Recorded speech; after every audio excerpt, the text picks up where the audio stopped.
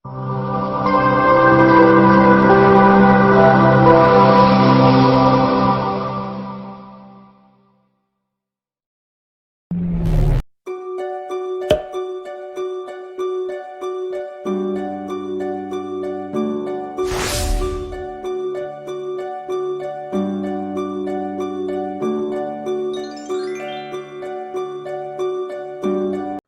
3 ભારતમાં રાષ્ટ્રવાદ. રાષ્ટ્રવાદ ઉત્પન્ન કરતા પરિબળો. સારાંશ. રાષ્ટ્રવાદ એટલે પોતાના રાષ્ટ્ર પ્રત્યે એકાત્મતા અને ગૌરવની ભાવના. જરૂર પડે પોતાના રાષ્ટ્ર પ્રત્યે તન મન ધન ન્યોછાવર કરવા તૈયાર રહેવાની ભાવના. આધુનિક રાષ્ટ્રવાદનો સૌપ્રથમ ઉદ્ભવ યુરોપમાં થયો હોવાથી નવજાગૃતિ, ધર્મ સુધારણા, અમેરિકા અને ફ્રાન્સની ક્રાંતિઓ, ઇટલી અને જર્મનીનું એકીકરણ વગેરે પરિબળોએ યુરોપમાં રાષ્ટ્રવાદનો ફેલાવો કરવામાં મહત્વની ભૂમિકા ભજવેલી છે. બ્રિટિશરોના સંપર્કના પરિણામે ભારતીયોના રાજકીય, સામાજિક, ધાર્મિક અને આર્થિક દૃષ્ટિકોણમાં ફેરફાર થયા. સૈદ્ધાંતિક સમજ. 1. રાજકીય. અંગ્રેજોના શાસન પહેલા આપણા દેશમાં રાજકીય એકતાનો અભાવ હોવાથી ભારત નાના મોટા રજવાડામાં વહેંચાયેલું હતું.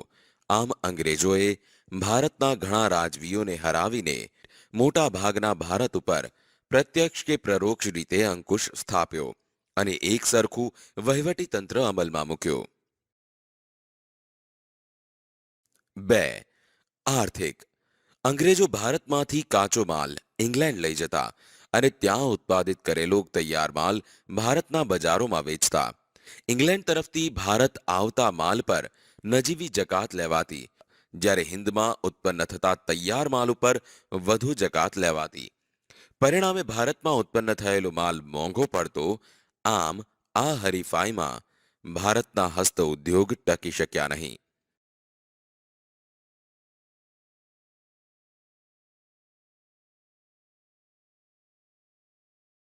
3. વાહન અને સંદેશા વ્યવહાર.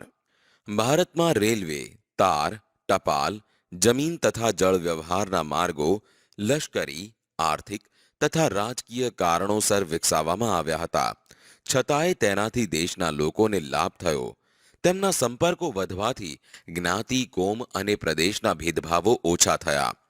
રાષ્ટ્રીય નેતાઓ તેમના વિચારો તથા યોજનાઓ પ્રજાના તમામ વર્ગોમાં ફેલાવી શક્યા. પ્રાદેશિક કક્ષાને બદલે રાષ્ટ્રીય કક્ષાની નેતાગીરી ઊભી થઈ.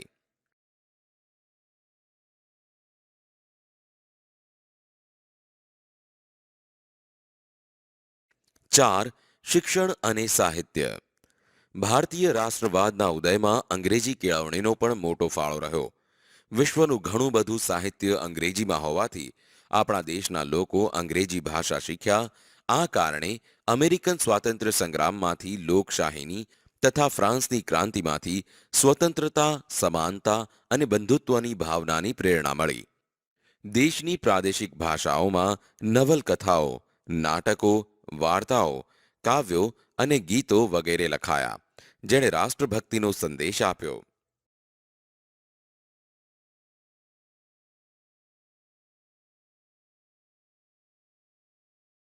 5. વર્તમાનપત્રો. રાષ્ટ્રીય ચેતના ફેલાવવામાં વર્તમાનપત્રોએ નોંધપાત્ર હિસ્સો આપ્યો. તેમજ બંગાળ, મુંબઈ, મદ્રાસ તથા બીજા પ્રાંતોમાં પ્રસિદ્ધ થતા અખબારોએ સરકારની નીતિઓની ટીકા કરી.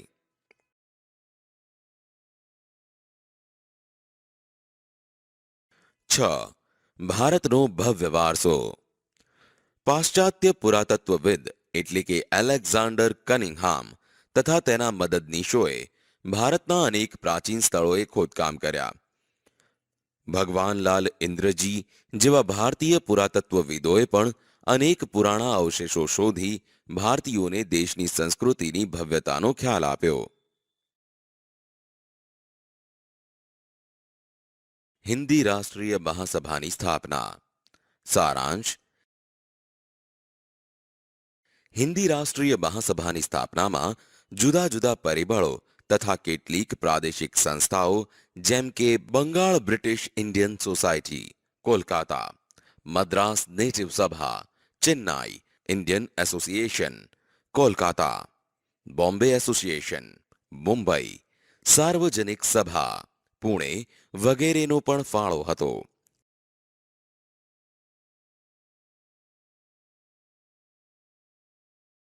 સૈદ્ધાંતિક સમજ. સર એલન ઓક્ટેવિયન હ્યુમ નામના નિવૃત્ત અંગ્રેજ અધિકારીને ખાતરી થઈ ચૂકી હતી કે બ્રિટિશ સામ્રાજ્ય ઉપરથી દેખાય એટલું સલામત નથી. આમ 1857ના સ્વાતંત્ર્ય સંગ્રામની ઘટના ફરીથી ન બને તે માટે બંધારણીય સંસ્થા સ્થાપવાનો વિચાર તત્કાલીન વાઇસરોય ડફરીનને સમજાવી કરવામાં આવ્યો. એઓ હ્યુમના પ્રયત્નોથી ડિસેમ્બર 1885માં હિન્દી રાષ્ટ્રીય મહાસભાની સ્થાપના કરવામાં આવી, જેનું પ્રથમ અધિવેશન મુંબઈની ગોકુળદાસ તેજપાલ સંસ્કૃત પાઠશાળામાં 28મી ડિસેમ્બર 1885ના રોજ વ્યોમેશચંદ્ર બેનર્જીના પ્રમુખપદે મળ્યું. આમ ભારતના જુદા જુદા પ્રદેશોમાંથી 72 પ્રતિનિધિઓએ હાજરી આપી. તેમાં દાદાભાઈ નવરોજી, ગોપાલ કૃષ્ણ ગોખલે, ફિરોજ શાહ મહેતા, બદરુદ્દીન તૈયબજી, કેટી તેલંગ, દિનશા વાછા વગેરે મુખ્ય આગેવાનો હતા.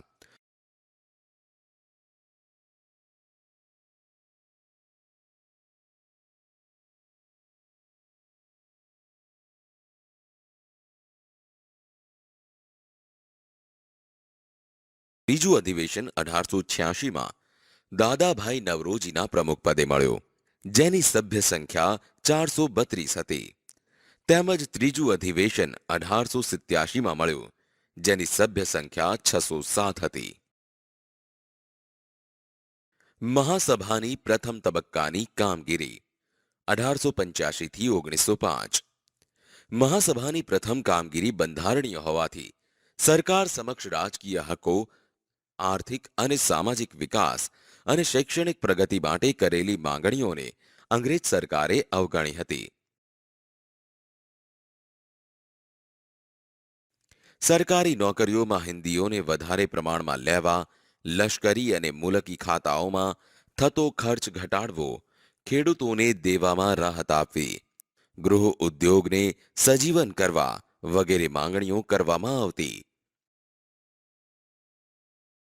મહાસભા દ્વારા કેન્દ્રીય તેમજ પ્રાંતિક ધારાગૃહોને વિસ્તાર કરીને તેમાં 50% સભ્યો ચૂંટાયેલા રાખવા તથા કારોબારીને શક્ય તેટલી હદે ધારાસભાને જવાબદાર બનાવવી તેમજ વ્યક્તિ સ્વાતંત્ર્ય તથા વાણી સ્વાતંત્ર્ય આપતા કાયદાઓ પસાર કર્યા હતા. અંગ્રેજોની બદલાતી વૃત્તિઓ. સારાંશ. હિન્દી રાષ્ટ્રીય મહાસભાની સ્થાપનાની શરૂઆતમાં અંગ્રેજ શાસકો તેના પ્રત્યે સહાનુભૂતિ ધરાવતા હતા, પરંતુ થોડા જ સમયમાં તેઓ વિરોધી બન્યા. ગવર્નર જનરલ કર્ઝને રાષ્ટ્રીયતા વિરોધી કેટલાક પગલાં ભરી ભાગલા પાડો અને રાજકરોની નીતિ અપનાવીને બંગાળનું ઈસવીસન 1905માં વાઇસરોય કર્ઝને વિભાજન કર્યું. તેમાં બિહાર અને ઓરિસ્સાના કેટલાક પ્રદેશોનો સમાવેશ થતો હતો, જેની વસ્તી 7,80,00,000થી વધુ હતી. વાઇસરોય કર્ઝન મુસ્લિમ બહુમતીને અલગ કરી હિન્દુ મુસ્લિમ વચ્ચે કોમવાદ ઊભો કરીને વધતી જતી રાજકીય જાગૃતિને નબળી પાડવા માંગતા હતા, જેનો ઈરાદો રાષ્ટ્રીય નેતાઓ સમજી ગયા અને તેઓએ આ યોજનાનો ઉગ્ર વિરોધ કર્યો. સૈદ્ધાંતિક સમજ. બંગભંગનું આંદોલન. બંગાળની એકતાને તોડનારા આ ભાગલાનો વિરોધ કરવા આ આંદોલનમાં બંકિમચંદ્ર ચટ્ટોપાધ્યાયની આનંદ મઠ નવલકથાનું વંદે માતરમ ગીતને લડાઈનો નારો બનાવવામાં આવ્યો અને જે દિવસે ભાગલાનો અમલ શરૂ થયો તે દિવસ બંગાળમાં શોક દિન તરીકે ઉજવવામાં આવ્યો. રવિન્દ્રનાથ ટાગોરના સૂચનથી તે દિવસને એકતા દિન તરીકે પણ ઉજવાયો. સ્વદેશી આંદોલન. બંગભંગની લડતને ઉગ્ર અને વ્યાપક બનાવવા 3 લક્ષણો અમલમાં મૂકવામાં આવ્યા હતા. 1. સ્વદેશી માલનો વેપાર કરવો. 2. વિદેશી માલનો બહિષ્કાર કરવો અને 3. રાષ્ટ્રીય શિક્ષણ લેવું.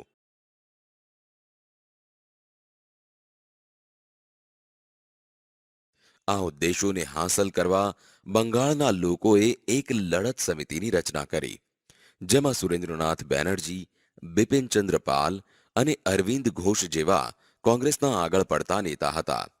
વર્તમાન પત્રોના લખાણો, સરઘસો, જાહેર સભાઓ અને લોકગીતો દ્વારા સ્વદેશીનો પ્રચાર કરવામાં આવ્યો. પરિણામે ઇંગ્લેન્ડથી આયાત થતા કાપડ, મીઠું, ખાંડ, બૂટ, તમાકુ વગેરેની આયાતો ઘટી. માં બનેલા કાપડ અને અન્ય ચીજ વસ્તુઓનું વેચાણ વધ્યું.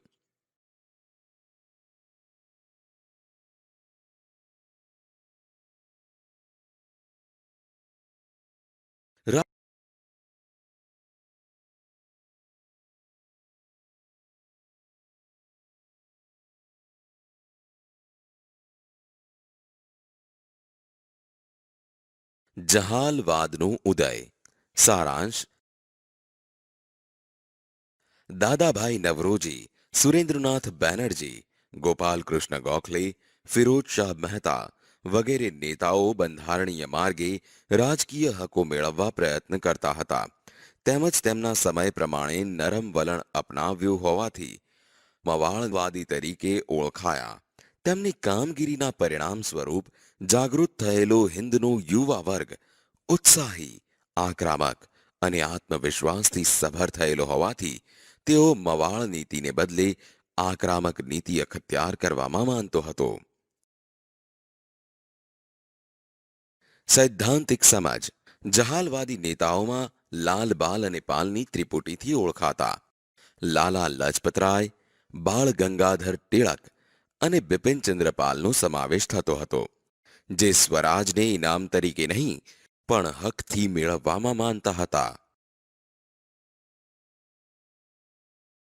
જહાલવાદી નેતાઓ. લોકમાન્ય ટિળક 1856 થી 1920. લોકમાન્ય ટિળકે એક મંત્ર આપ્યો હતો કે સ્વરાજ મારો જન્મસિદ્ધ અધિકાર છે અને હું તેને મેળવીને જ જંપીશ. તેમણે ગણેશ ચતુર્થી અને શિવાજી જયંતી ઉત્સવો ઉજવવાનું તેમજ મરાઠી ભાષામાં કેસરી અને અંગ્રેજી ભાષામાં મરાઠા નામના 2 વર્તમાન પત્રો શરૂ કર્યા. ઈસવીસન 1916માં હોમ રૂલ ચળવળમાં તેમણે સક્રિય ભૂમિકા ભજવી હતી.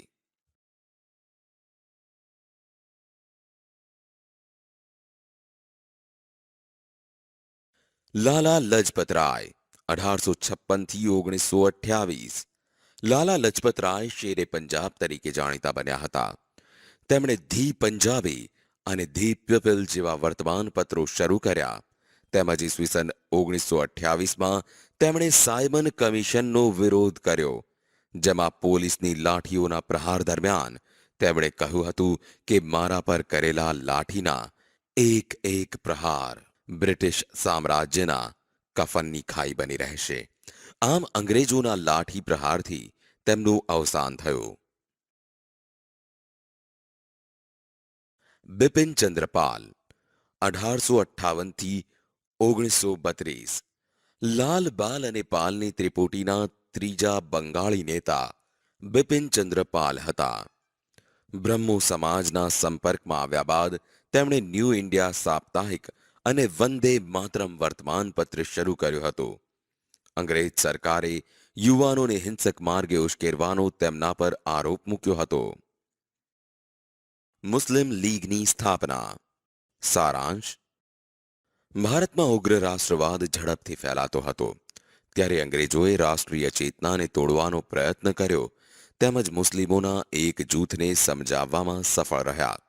પરિણામે ઈસવીસન 1906માં ઢાકામાં મુસ્લિમ લીગની સ્થાપના થઈ. આ સંસ્થાની સ્થાપનામાં મુસ્લિમોના ધાર્મિક વડા આગા ખાન, ઢાકાના નવાબ સલીમુલ્લાહ ખાં, વાઇસરોય મિન્ટો અને તેના ખાનગી મંત્રી ડનલોપ સ્મિથે મહત્વની ભૂમિકા ભજવી હતી. સૈદ્ધાંતિક સમજ.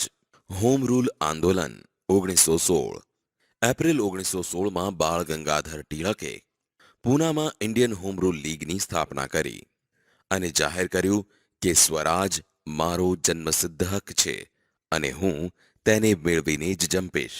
આમ ત્યારે તેમને લોકમાન્ય તરીકે બિરદાવવામાં આવ્યા. એની બેસન્ટે મદ્રાસમાં સપ્ટેમ્બર 1916માં હોમ રૂલ લીગની સ્થાપના કરી, જેનો હેતુ બંધારણીય માર્ગે હોમ રૂલ મેળવવાનો હતો. તેમજ તેણે તેના સાપ્તાહિક ધી કોમનવેલ અને દૈનિક ન્યૂ ઇન્ડિયામાં લેખો લખ્યા.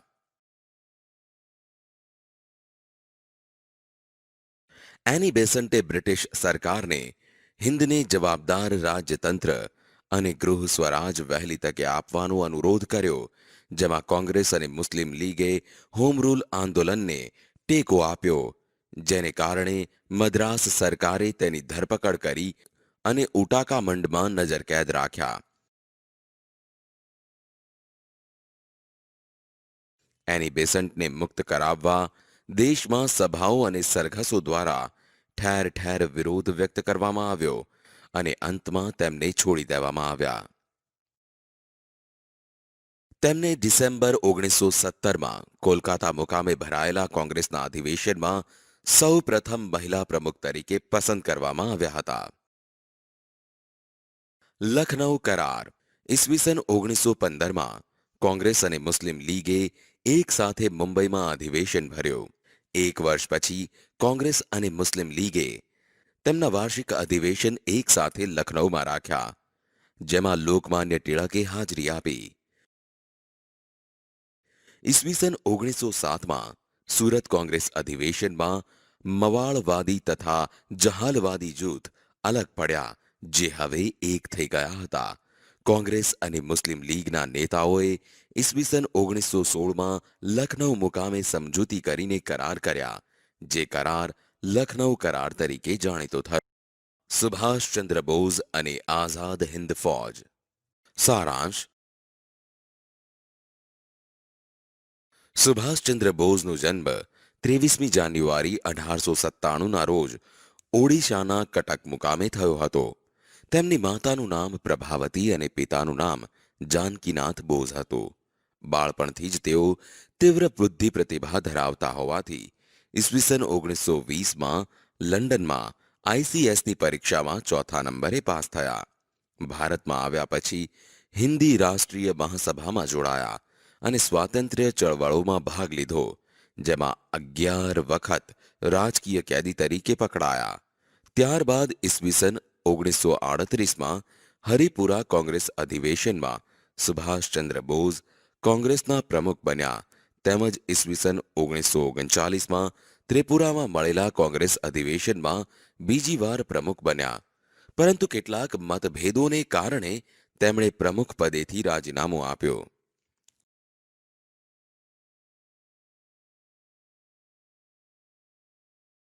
સૈદ્ધાંતિક સમજ. મે 1939માં સુભાષચંદ્ર બોઝે ફોરવર્ડ બ્લોક નામના નવા રાજકીય પક્ષની રચના કરી. બીજી બાજુ યુરોપમાં દ્વિતીય વિશ્વયુદ્ધ શરૂ થતા ફોરવર્ડ બ્લોકે યુદ્ધ વિરોધી પ્રચાર શરૂ કર્યો. સુભાષચંદ્ર અને તેમના સાથીઓને સરકારે જેલમાં પૂર્યા, જેથી સુભાષચંદ્ર બોઝ ઉપવાસ પર ઉતર્યા, પરંતુ તેમની તબિયત લથડતા સરકારે જેલમાંથી મુક્ત કર્યા અને તેમના જ મકાનમાં નજરકેદ રાખ્યા. 17મી જાન્યુઆરી 1941ના રોજ મધ્યરાત્રિએ સુભાષચંદ્ર બોઝ વેશ પરિવર્તન કરી પેશાવર, કાબુલ અને મોસ્કો થઈ બર્લિન ગયા, જ્યાં તેના રેડિયો પરના પ્રવચન સાંભળી અંગ્રેજ સરકાર ચોંકી ઉઠી અને ત્યારબાદ સુમાત્રા થઈને જાપાન ગયા.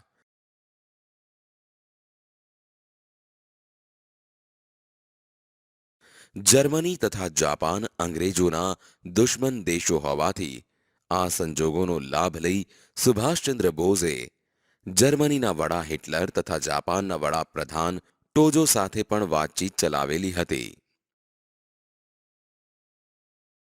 આઝાદ હિંદ ફૌજના સુકાની પદે. બ્રિટિશ લશ્કરના ભારતીય અમલદાર કેપ્ટન મોહન સિંઘે જાપાનને શરણે ગયેલા ભારતીય સૈનિકોમાંથી આઝાદ હિંદ ફૌજની રચના કરી, પરંતુ જાપાન સરકાર તથા રાસબિહારી બોઝ વચ્ચે મતભેદ થતા તેમણે રાજીનામું આપવાની ફરજ પડી. આમ રાસબિહારી બોઝે સર્વસંમતિથી 4 જુલાઈ 1943ના રોજ આઝાદ હિંદ ફૌજના સર્વોચ્ચ નેતા તરીકે સુભાષચંદ્ર બોઝની વરણી કરી, જેમાં તેમને નેતાજીનું હુલામણું નામ આપવામાં આવ્યું. નેતાજીએ ફૌજને ચલો દિલ્હીનું સૂત્ર આપ્યો તેમજ ભારતને જય હિન્દનો મંત્ર આપ્યો. તેમણે દક્ષિણ પૂર્વ એશિયાના દેશોનો પ્રવાસ કરીને ત્યાંના ભારતીયો પાસે માતૃભૂમિની સ્વતંત્રતા માટે તેમના સર્વસ્વનું બલિદાન આપવાની માંગણી કરી, જેમાં તેમણે તુમ મુझे खून दो मैं तुम्हें आजादी दूंगा ના સૂત્ર દ્વારા આઝાદી માટે આહવાન કર્યું. કામ ચલાઉ સરકાર. ઓક્ટોબર 1943માં સુભાષચંદ્ર બોઝે સિંગાપુરમાં કામચલાઉ સરકારની સ્થાપના કરી, જેમાં તેમણે પોતે લશ્કરના સર્વોચ્ચ વડા તરીકેનો હોદ્દો સંભાળ્યો અને ઇંગ્લેન્ડ અને અમેરિકા સામે યુદ્ધ જાહેર કર્યું. આઝાદ હિંદ ફૌજની કામગીરી. સુભાષચંદ્ર બોઝ આઝાદ હિંદની કામચલાઉ સરકારના વડા બન્યા પછી આઝાદ હિંદ ફૌજનું પુનઃ આયોજન કર્યું. તેમણે આઝાદ હિંદ ફૌજમાં 4 લશ્કરી ટુકડીઓ ઊભી કરેલી, જેના નામ તેમણે ગાંધી, સુભાષ, નહેરુ અને આઝાદ આપેલા. આઝાદ હિંદ ફૌજે ભારતની પૂર્વ સરહદે આરાકાન અને ઇમ્ફાલ વિભાગમાં કેટલાક વિજયો મેળવ્યા, પરંતુ પુરવઠાની ભયંકર તંગી અને ભારે વરસાદના કારણે ફૌજને પીછેહટ કરવી પડી.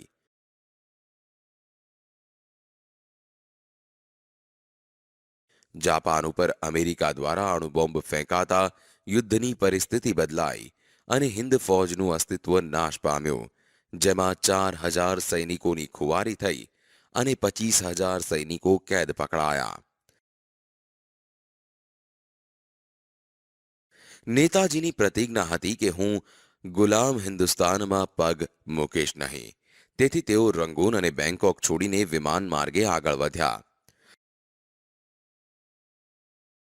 જાપાને કરેલી જાહેરાત મુજબ 18 ઓગસ્ટ 1945ના રોજ ફોર્માસાના તાઇપેઈ વિમાન મથકથી વિમાન ઉપડ્યું અને તરત જ તેને આગ લાગી, જેમાં નેતાજી સખત દાઝ્યા અને અવસાન પામ્યા એવું કહેવાય છે.